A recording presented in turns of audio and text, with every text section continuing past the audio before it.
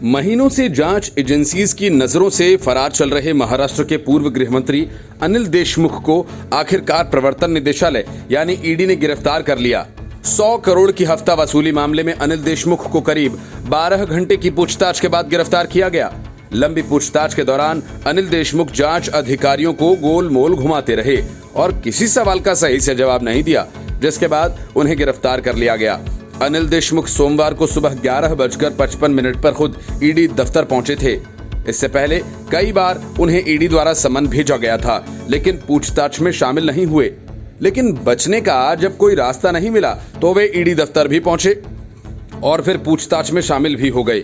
ED ने पूरे 12 घंटे तक देशमुख से सवाल जवाब किए, लेकिन देशमुख का जवाब ईडी को ठीक नहीं लगा। ऐसे में देशमुख की गिरफ्तारी हो गई। ईडी ने स्पष्ट कहा कि महाराष्ट्र के पूर्व गृह मंत्री ने जांच में सहयोग नहीं किया। गिरफ्तारी से पहले अनिल देशमुख का बयान दर्ज किया गया था। उन तमाम आरोपियों के बयान भी देशमुख के सामने रखे गए थे, जिनका इस अपराध में सक्रिय योगदान था। लेकिन देशमुख किसी भी सवाल पर स्पष्ट जवाब नहीं दे पाए। वे सिर्फ आरोपों का खंडन करते रहे, लेकिन ईडी ने अपनी जांच के आधार पर उन्हें गिरफ्तार कर लिया। जिस मामले में अनिल देशमुख की गिरफ्तारी हुई है, उसी केस में पूर्व गृह मंत्री की पत्नी और बेटे से भी पूछताछ होनी है। उन्हें भी 2 बार पूछताछ के लिए समन भेजा गया है, लेकिन अभी तक वे नहीं पहुंचे हैं। उम्मीद है कि अब देशमुख के बीवी और बेटे भी ईडी के सामने हाजिर होंगे। मार्च में परमबीर सिंह को मुंबई पुलिस के कमिश्नर पद से हटा दिया गया था। उन्हें होमगार्ड का डीजी बनाया गया था। इसके बाद परमबीर सिंह की एक चिट्ठी सामने आई थी, जो उन्होंने सीएम उद्धव ठाकरे को लिखी थी। इस चिट्ठी में उन्होंने दावा किया था कि अनिल देशमुख ने गृह मंत्री रहते हर महीने सचिन वजह से 100 करोड़ रुपए वसूलने को कहा था। इसके साथ ही देशमुख पर यह भी आरोप लगाया गया था कि वे पुलिस अधिकारियों की ट्रांसफर और पोस्टिंग के एवज में पैसा लेते हैं। देशमुख ने जरूर तमाम आरोपों को झूठा बता दिया था, लेकिन उनके खिलाफ जांच शुरू की गई। पहले इस मामले की जांच सीबीआई द्वारा की जा रही थी, लेकिन बाद में जब मनी लॉन्ड्रिंग का एंगल सामने आया तो ईडी ने भी जांच शुरू कर दी। अब ईडी ने ही देशमुख को गिरफ्तार भी कर लिया है। वैसे ईडी को अपनी जांच के दौरान यह भी पता चला था कि सचिन वाझे ने कई ऑर्केस्ट्रा बार से 4 करोड़ 70 लाख रुपए वसूले थे। बाद में यही रुपए देशमुख को दिए गए थे। इसके बाद ईडी की जांच में यह भी सामने आया कि अनिल देशमुख के परिवार द्वारा श्री साईं शिक्षण संस्थान के नाम से एक चैरिटेबल ट्रस्ट चलाया जाता है। उस ट्रस्ट में दिल्ली की फर्जी कंपनीज के जरिए 4 करोड़ 18 लाख रुपए डाले गए थे। ऐसे में ईडी को एक मनी ट्रेल दिख रहा था और उसी आधार पर देशमुख से 12 घंटे के अंदर कई सवाल किए गए। Bureau report, news of India. Sharad Pawar का एक तोता अनिल देशमुख पिंजरे में पहुंच चुका है, लेकिन अब ईडी की नजरें शरद पवार के घर पर टिकी हैं। ईडी अजीत पवार के खिलाफ नया मामला दर्ज करने की तैयारी में है। अजीत पवार के खिलाफ इनकम टैक्स द्वारा बेनामी एक्ट के तहत की गई कार्रवाई को आधार बनाते हुए ईडी मनी लॉन्ड्रिंग एक्ट के तहत मामला दर्ज कर सकती है। यानी इनकम टैक्स में चल रहे मामले को ईडी टेक ओवर कर सकती है। सूत्रों का कहना है कि जल्द ही इनकम टैक्स विभाग को एक औपचारिक तौर पर पत्र भेजकर उसके द्वारा की गई कार्रवाई से संबंधित तमाम दस्तावेज और सबूतों के बारे में जानकारी मांगी जाएगी। उसके बाद तमाम दस्तावेजों और सबूतों के आधार पर आगे की तफ्तीश और उचित कानूनी कार्रवाई की जा सकती है। ईडी की ये कार्रवाई ऐसे वक्त में हो रही है जब राज्य के पूर्व गृह मंत्री अनिल देशमुख को गिरफ्तार कर लिया गया। इनकम टैक्स ने बड़ी कार्रवाई करते हुए अजीत पवार की तकरीबन 1000 करोड़ रुपए की ऐसी संपत्तियों को सीज किया। इसका कनेक्शन सीधे तौर पर पवार से है। इनकम टैक्स के सूत्रों के मुताबिक ये कार्रवाई विभाग ने बेनामी एक्ट के तहत की है। यानी इनकम टैक्स विभाग की शुरुआती तफ्तीश के दौरान मिले कई सबूतों और दस्तावेजों के आधार पर बने रिपोर्ट में ये जानकारी सामने आई थी कि गलत तरीके से यानी अवैध तौर पर अर्जित पैसों से कई बेनामी संपत्तियों में निवेश किया गया। इसी वजह से इस प्रॉपर्टी को फिलहाल सीज कर दिया गया है। पिछले महीने इनकम टैक्स विभाग ने तकरीबन 70 से ज्यादा ठिकानों पर छापेमारी की थी। अजीत पवार के बेटे पार्थ पवार के मालिकाना हक वाली कंपनी अनंत मार्क्स प्राइवेट लिमिटेड से जुड़े लोगों और इसके कई लोकेशंस पर छापेमारी की गई थी। इनकम टैक्स के सूत्रों के मुताबिक शहरों में उनकी प्रॉपर्टीज को सीज किया गया। जरंदेश्वर चीनी उद्योग मिल कारखाना साउथ दिल्ली में, एक फ्लैट गोवा में स्थित निलय नाम का रिजॉर्ट, मुंबई स्थित निर्मल बिल्डिंग, महाराष्ट्र स्थित करीब 27 अलग अलग लोकेशंस पर प्रॉपर्टी, जमीन और कुछ अज्ञात प्रॉपर्टीज शामिल हैं। इनकम टैक्स के सूत्रों के मुताबिक पिछले कुछ समय पहले डिपार्टमेंट ने पवार से जुड़े कुछ लोगों के खिलाफ छापेमारी की थी। उसे छापेमारी के दौरान 2 रियल एस्टेट ग्रुप की कंपनी और उसके निदेशकों के आवास दफ्तर पर छापेमारी की गई थी।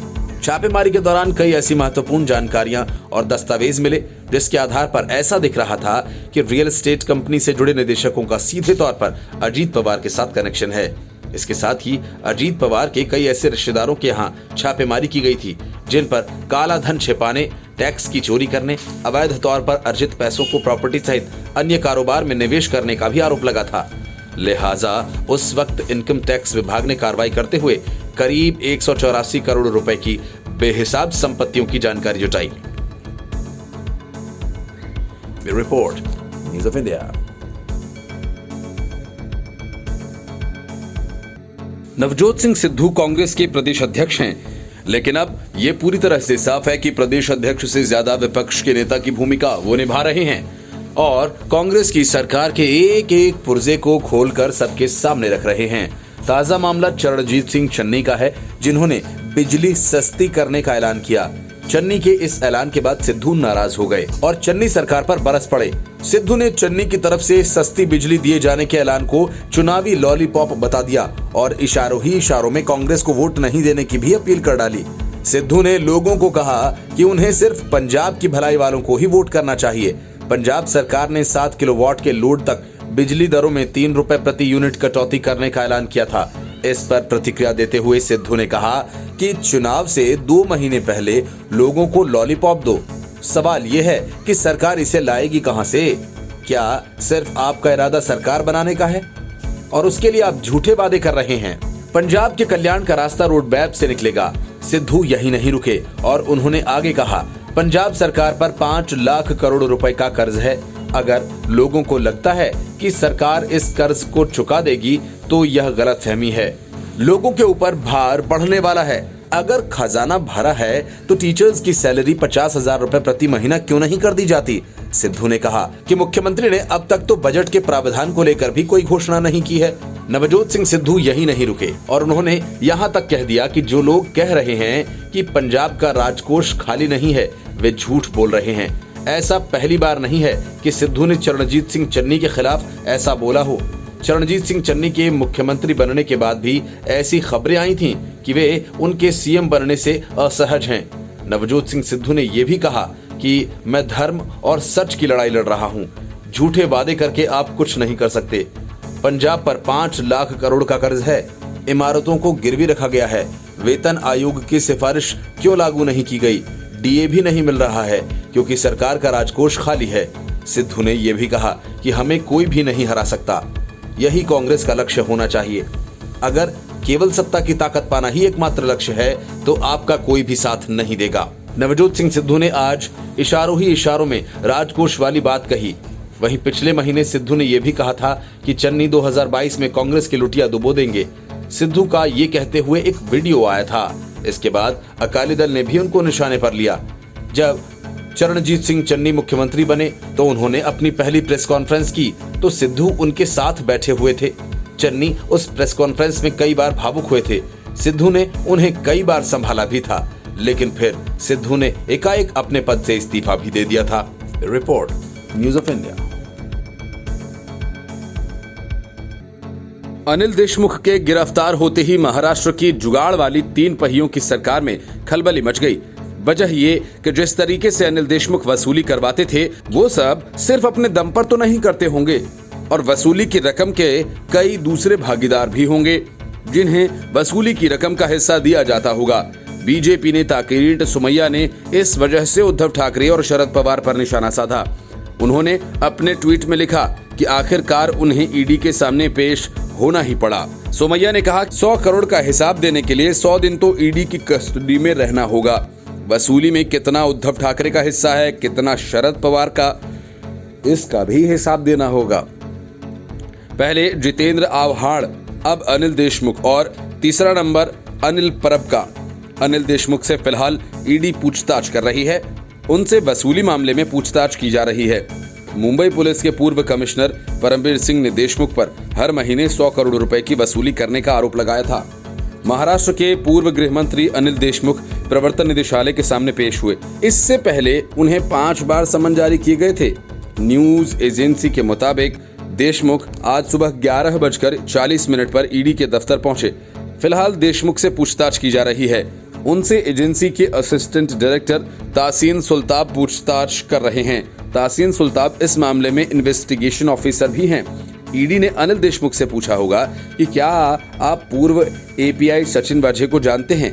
क्या आप मुंबई पुलिस के एसीपी सचिन पाटिल को जानते हैं? और ये भी सवाल कि आपने कितनी बार सचिन वाझे और सचिन पाटिल के साथ मीटिंग की और इन मीटिंग्स का मकसद क्या था? क्या इन मीटिंग्स के बारे में रेस्टोरेंट से हर महीने वसूली करने पर चर्चा होती थी? और क्या आपने सचिन वाझे और सचिन पाटिल को वसूली के लिए टारगेट दे रखा था?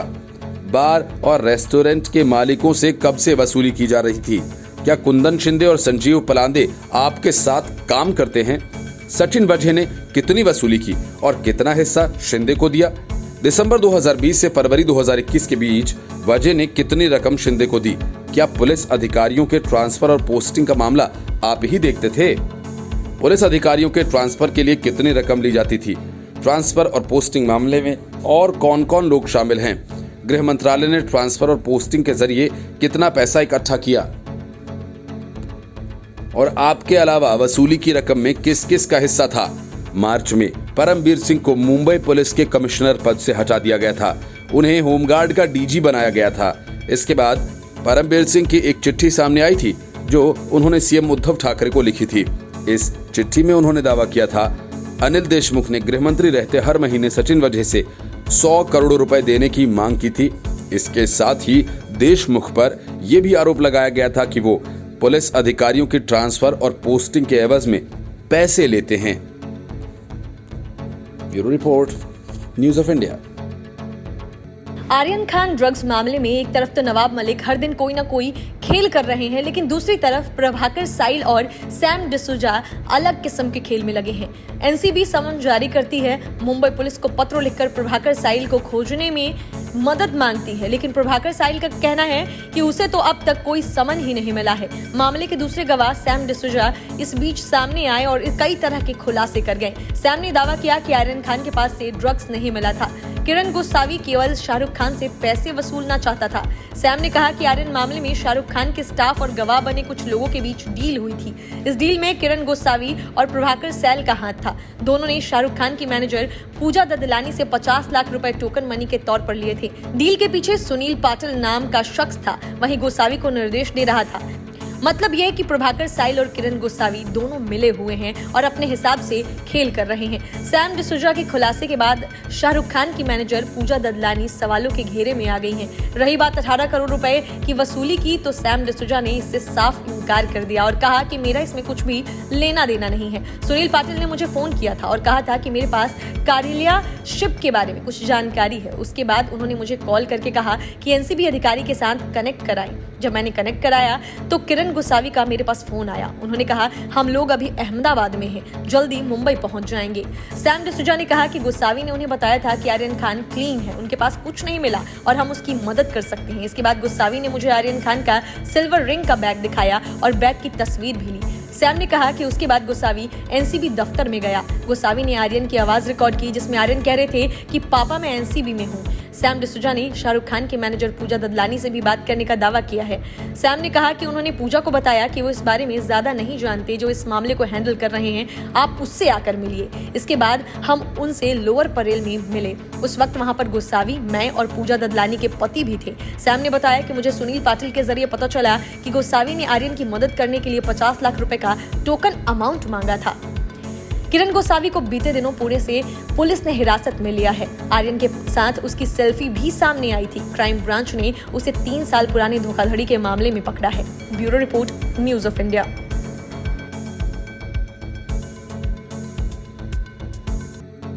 नवजोत सिंह सिद्धू और चरणजीत सिंह चन्नी विवाद में अब एक नया मोर्चा खुल गया है। कभी पार्टी तो कभी सरकार के खिलाफ बयान देने वाले सिद्धू को रवनीत सिंह बिट्टू ने अपने रडार पर लिया।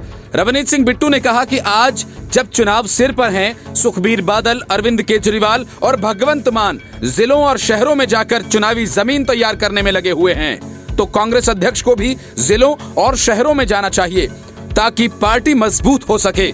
चरणजीत सिंह चन्नी के मुख्यमंत्री बनते ही पंजाब सरकार लगातार घोषणाएं कर रही है और ये सरकार के हित में है, इसलिए हर बात पर विरोध करना भी ठीक नहीं है। बिट्टू ने साफ कहा कि रूठे हुए को मनाने कोई नहीं आता है। कितना अच्छा होता कि अगर चरणजीत सिंह चन्नी द्वारा किए गए ऐलान के दौरान हमारे प्रदेश अध्यक्ष उनके साथ बैठे होते। इसका मैसेज बहुत अच्छा जाना था, मगर वह तो पहले ही मुख्यमंत्री से अलग राग अलाप रहे हैं, जो ठीक नहीं है। सिद्धू ने जुलाई में पंजाब प्रदेश कांग्रेस कमेटी का अध्यक्ष पद संभाला था। 3 महीने बीत जाने के बाद वे संगठन खड़ा नहीं कर पाए हैं। अभी तक जिला अध्यक्ष और ब्लॉक अध्यक्ष तक नहीं बनाए गए हैं, जिसे लेकर भी रवनीत सिंह बिट्टू ने तंज कसते हुए कहा कि अभी तक तो संगठन बन जाना चाहिए था और इन्हें काम पर लग जाना चाहिए था, मगर ऐसा नहीं हो सका, जिस कारण निचले वर्कर्स का निराश होना लाजिमी है। नवजोत सिंह सिद्धू ने प्रधान बनने के बाद अपना बिस्तर कांग्रेस भवन में लगाने की बात कही थी। कांग्रेस दफ्तर में सिद्धू का बिस्तर और पोस्टर भी लग गया, मगर बिस्तर को सिद्धू का इंतजार है कि वे आएं और आराम फरमाएं।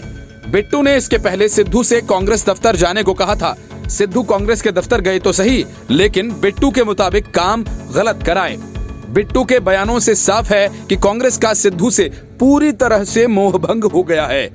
यही वजह है कि राहुल गांधी ने चुनावी तैयारियों का जिम्मा पूरी तरह से चन्नी को सौंप दिया। नवजोत सिंह सिद्धू की कैप्टन अमरिंदर सिंह के बाद अब चरणजीत सिंह चन्नी से भी अनबन चल रही है। जब चरणजीत सिंह चन्नी बिजली दरों को सस्ता करने का ऐलान करने वाले थे और इसके लिए कैबिनेट बैठक चल रही थी, तब नवजोत सिंह सिद्धू ने कांग्रेस भवन में चल रहे समारोह के दौरान चन्नी के खिलाफ जोरदार हमला बोला था। राजनीतिक गलियारों में मुख्यमंत्री के ऐलान से ज्यादा नवजोत सिंह सिद्धू के हमले की चर्चा हुई। लुधियाना से सांसद रवनीत सिंह बिट्टू पंजाब प्रदेश कांग्रेस के दावेदार हैं। सुनील जाखड़ को अध्यक्ष पद से हटाए जाने के बाद उनके नाम पर चर्चा भी की गई थी, मगर नवजोत सिंह सिद्धू को अध्यक्ष बना दिया गया। नवजोत सिंह सिद्धू ने एजी और डीजीपी लगाने से नाराज होकर जब इस्तीफा दिया, तब भी रवनीत सिंह बिट्टू ने कटाक्ष करते हुए कहा था कि नवजोत सिंह सिद्धू किसी दूसरी पार्टी के इशारे पर काम कर रहे हैं। उनका कहना था कि अब उन्हें मनाने कोई नहीं आने वाला है। Bureau report, news of India. Nawab Malik के पिटारे से आरोपों का निकलना जारी है। अब उन्होंने समीर वानखेड़े पर लाखों के जूते और हजारों के शर्ट पहनने का आरोप लगाया है और कहा कि मॉरिशस में बॉलीवुड की उन तमाम हस्तियों से सैकड़ों करोड़ की उगाही की गई जिन्हें सुशांत सिंह मामले में पकड़ा गया था। नवाब मलिक के ताजा आरोपों पर समीर वानखेड़े ने पलटवार किया और कहा कि वो लोखंडवाला मार्केट जाएं और वहां जाकर कपड़ों का रेट पता कर लें। वानखेड़े ने यह भी दावा किया कि एक ड्रग पेडलर के जरिए उनके परिवार को फंसाने की कोशिश की गई। समीर वानखेड़े ने कहा कि सलमान नाम के ड्रग पेडलर ने उनकी बहन को अप्रोच किया था, लेकिन मेरी बहन ने उसका केस नहीं लिया क्योंकि वो एनडीपीसी के केस नहीं देखती है। उसे सिस्टर ने भगा दिया था। उन्होंने दावा किया कि सलमान नाम की इस पेडलर ने एक बिचौलिए के जरिए हमें ट्रैप करने की कोशिश की थी। उसने एक फर्जी शिकायत इस साल की शुरुआत में मुंबई पुलिस से भी की थी, लेकिन कुछ निकला नहीं। उन्होंने कहा कि सलमान जैसे कई पेडलर के जरिए सिस्टर को, फैमिली को ट्रैप करने की कोशिश की गई है। पहले से ही ऐसी कोशिशें और साजिश चल रही है। ड्रग माफिया इस सब के पीछे है। वानखेड़े ने कहा कि एक कलेक्टर नाम के पेडलर के मोबाइल के व्हाट्सएप चैट को शेयर कर झूठे आरोप लगाए जा रहे हैं। उसे पहले ही गिरफ्तार किया जा चुका है और वो जेल में है। वानखेड़े ने कहा कि जो चैट शेयर की जा रही है उसमें बहुत से मैसेज डिलीट कर दिए गए हैं। एनसीपी नेता नवाब मलिक ने आरोप लगाया कि वानखेड़े जो शर्ट पहनते हैं उसकी कीमत 70,000 रुपए से ऊपर की है। ट्राउजर की कीमत लाखों में होती है। वो लाखों के जूते पहनते हैं। इन आरोपों पर वानखेड़े ने कहा कि वो लोखंडवाला मार्केट जाकर कपड़ों का रेट पता कर सकते हैं। वानखेड़े ने कहा कि उन्होंने कुछ कम पता किया है और पता करने की जरूरत है। नवाब मलिक पिछले काफी दिनों से वानखेड़े को लेकर आक्रामक है। मलिक की ओर से कई आरोप लगाए गए हैं। मलिक ने दावा भी किया कि वानखेड़े दलित नहीं बल्कि एक मुस्लिम है और उन्होंने झूठा जाति प्रमाण पत्र बनवाकर नौकरी हासिल की। इन आरोपों को लेकर वानखेड़े ने SC/ST आयोग के अध्यक्ष विजय सांपला से मुलाकात की और आयोग को अपने सारे दस्तावेज सौंपे। वानखेड़े ने बताया उन्होंने आयोग से एट्रोसिटी एक्ट के तहत केस दर्ज करने की मांग की है। उन्होंने कहा कि वो इस मामले में जल्द ही केस दर्ज करवाएंगे। Bureau report, news of India. Captain Amarinder Singh ने आखिरकार कांग्रेस से अपना इस्तीफा दे ही दिया। इतना ही नहीं, उन्होंने वादे के मुताबिक अपनी नई पार्टी के नाम का भी ऐलान कर डाला। कैप्टन ने कहा था कि वे नवंबर में अपनी पार्टी का ऐलान करेंगे और उसके नाम की घोषणा करेंगे। कैप्टन अमरिंदर सिंह की पार्टी का नाम पंजाब लोक कांग्रेस होगा। अपने 7 पेज के लंबे इस्तीफे में उन्होंने अपनी सरकार की उपलब्धियों को, साथ ही राहुल गांधी और प्रियंका गांधी वाड्रा को जमकर खरी खोटी सुनाई। कैप्टन अमरिंदर सिंह ने सोनिया गांधी को लिखे अपने इस्तीफे में सिद्धू के साथ हुए विवाद पर विस्तार से लिखा। कैप्टन ने अपने इस्तीफे में लिखा कि 2017 में विधानसभा चुनावों में मैंने पार्टी का नेतृत्व किया, जिसमें कांग्रेस ने 117 में से 77 सीटें हासिल की, जो कि 1966 से अब तक की सबसे ज्यादा सीटें थीं। इसके बाद 13वीं लोकसभा चुनाव में देश भर में भाजपा की लहर होने के बावजूद पार्टी ने 8 सीटें जीती। हमने पंचायत चुनाव में 2/3 सीटें जीती और सभी नगरपालिका और नगर निगम की सीटों पर जीत दर्ज की। इसके साथ ही हमने विधानसभा उपचुनावों में 5 सीटों में से 4 में जीत हासिल की। कैप्टन ने इस्तीफे से 3 दिन पहले ही कांग्रेस के साथ पर्दे के पीछे से बातचीत की खबरों को खारिज करते हुए कहा था कि मेल मिलाप का वक्त अब खत्म हो गया है और पार्टी छोड़ने का उनका फैसला अंतिम है। कैप्टन अमरिंदर सिंह ने पिछले सप्ताह कहा था कि वह जल्द ही अपनी नई पार्टी बनाएंगे और अगर 3 कृषि कानूनों को लेकर किसानों के हित में कुछ समाधान निकलता है तो वह भाजपा के साथ 2022 के चुनाव में सीटों के समझौते को लेकर आशान्वित हैं। Report, news of India. Sidhu को जोर का झटका दे दिया है। बिना कुछ कहे चन्नी ने ये साफ कर दिया कि सरकार के कामकाज में उनकी मर्जी नहीं चलेगी। इसी वजह से चन्नी ने पंजाब में महाधिवक्ता का इस्तीफा नामंजूर कर दिया। नवजोत सिंह सिद्धू ने पार्टी के अध्यक्ष पद से इसी बात के लिए इस्तीफा दिया था कि सीएम चन्नी ने पंजाब के महाधिवक्ता पद पर एपीएस देओल को नियुक्त किया था। हालांकि एपीएस देओल ने अपने पद से इस्तीफा दे दिया था, लेकिन अब चन्नी ने उनके इस्तीफे को नामंजूर करके सिद्धू को कड़ा संदेश दे दिया। सिद्धू लगातार एपीएस देओल पर हमलावर थे और पंजाब कांग्रेस चीफ के पद से इस्तीफे के पीछे एक वजह एपीएस देओल की नियुक्ति भी थी। सिद्धू का आरोप था कि एपीएस देओल ने कोर्ट का पूरा फायरिंग के 2 आरोपियों की पैरवी की थी। चन्नी के इस फैसले को सिद्धू की ओर से सार्वजनिक तौर पर राज्य सरकार पर जारी हमलों के जवाब के तौर पर देखा जा रहा है। राज्य में बिजली की दरों को कम करने पर भी सिद्धू ने पंजाब के मुख्यमंत्री पर तंज कसा था। सिद्धू की तरफ से पंजाब सरकार को लेकर दी गई बयानबाजी ही एपीएस देओल का इस्तीफा स्वीकार न करने के पीछे सबसे अहम कारण है। पंजाब और हरियाणा में हाईकोर्ट के वरिष्ठ वकील एपीएस देओल को सितंबर में पंजाब के एडवोकेट जनरल के पद से अतुल नंदा के इस्तीफे के बाद इस पर नियुक्त किया गया था। सितंबर में कैप्टन अमरिंदर सिंह के मुख्यमंत्री पद से इस्तीफे के बाद फेरबदल के दौरान चन्नी ने सरकारी नियुक्तियां की थीं। एपीएस देओल की नियुक्ति का कांग्रेस पार्टी के अंदर ही विरोध होने लगा। एपीएस देओल ने साल 2015 में कोर्ट कपूरा फायरिंग के केस में आरोपी पूर्व पुलिस अधिकारी सुमेध सिंह सैनी और इंस्पेक्टर जनरल परमराज सिंह उमरानंगल के लिए कोर्ट में पैरवी की थी। इस बीच नवजोत सिंह सिद्धू केदारनाथ यात्रा पर गए। यात्रा पर निकलने से पहले सिद्धू ने कहा कि पंजाब की भलाई उनके लिए सर्वोपरि है। उन्होंने कहा कि कर्तव्य पथ से बड़ा कोई धर्म पथ नहीं। Bureau report, news of India.